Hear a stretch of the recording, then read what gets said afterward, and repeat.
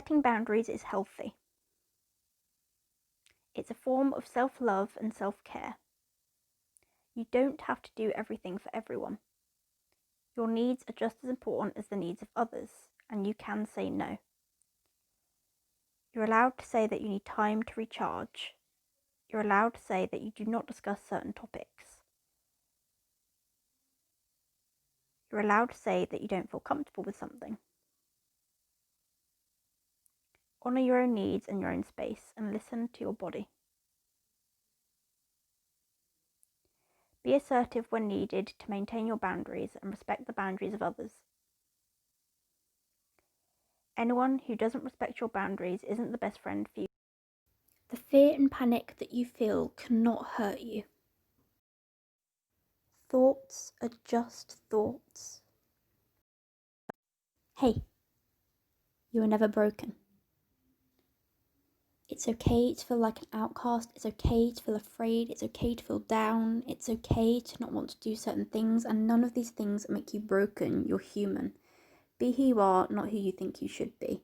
If you don't feel comfortable doing certain things, that's okay, and if you want to do things differently, that's okay too. You're a divine expression of the universe, and you're worthy exactly as you are. If you feel yourself slowing down or like you need to rest, that's okay. You don't need to feel guilty for struggling to do things. You don't need fixing. You are worthy of love exactly as you are.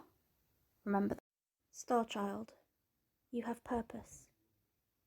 You're on this earth for a reason, and there's something that you can give to the world. The world needs you. You can grow from the difficult experiences which you face.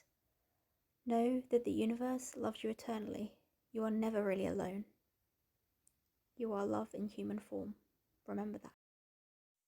Sometimes we might blame ourselves for our symptoms getting worse and wonder whether it's something we've done wrong. We may wonder whether we haven't been careful enough to avoid triggers, or whether our diet's unhealthy, or whether we've been slacking in self-care. But you don't need to blame yourself for this. You haven't done anything wrong. These things just happen, but you'll get through this. Hey you.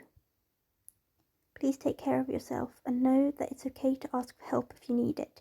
Talking about how you feel, opening up or sharing your story is not attention seeking, and you don't need to feel ashamed for struggling, and feeling weak doesn't make you weak. You're strong and very resilient. Don't let anyone make you feel bad for being who you are. Your feelings are always valid regardless of what your mind makes you think. Let yourself cry if you need to. It's healthy to let it out.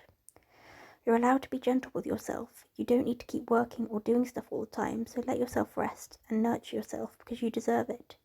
Connect with others so that you don't have to go through this alone. Tough times don't last forever. The best years of your life could be ahead of you.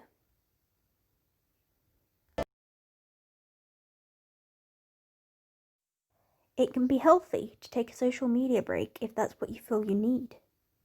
Recovery is a process that takes time. You're not failing just because it's taking longer than you thought it would. Things can be hard at times.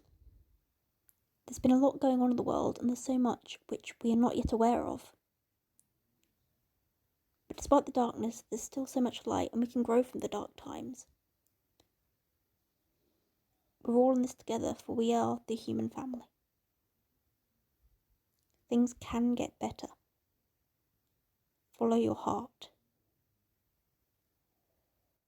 We may say to ourselves, I shouldn't be struggling or feeling down as I have a good life, but the reality is that mental illness doesn't discriminate, and judging ourselves like this only serves to make us feel worse about ourselves. We can remember that our feelings are valid regardless of whether others may have it worse or how good our life is.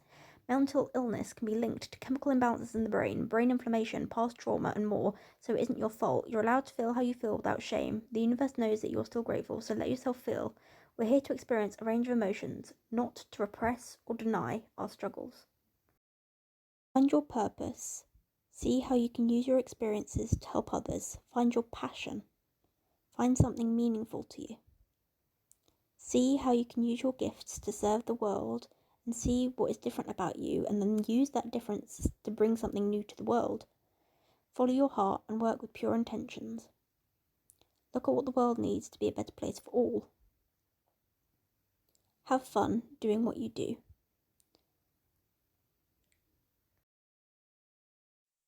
No matter what your mind is telling you, things do get better and circumstances can change.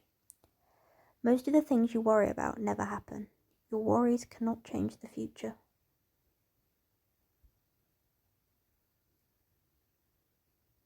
You're allowed to feel angry, scared, or upset. It's okay. You don't need to judge yourself for it.